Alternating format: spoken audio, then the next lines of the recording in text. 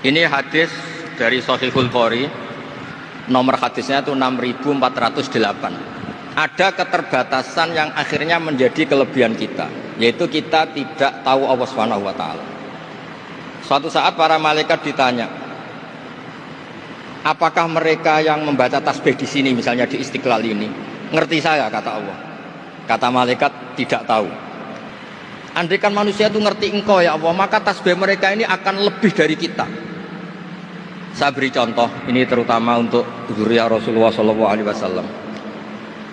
Nabi itu manusia, basar, tapi lakal basar. Nabi ketika muji Allah Subhanahu wa taala ini supaya kalau sholat jangan hayati. Misalnya pertama muji begini, lakal hamdu mil'us samawati wa mil'ul ardi. Engkau itu saya puji seluas langit dan bumi, seluas langit dan bumi.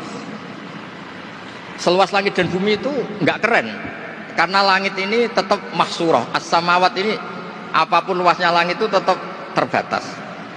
Bumi apapun luasnya juga terbatas.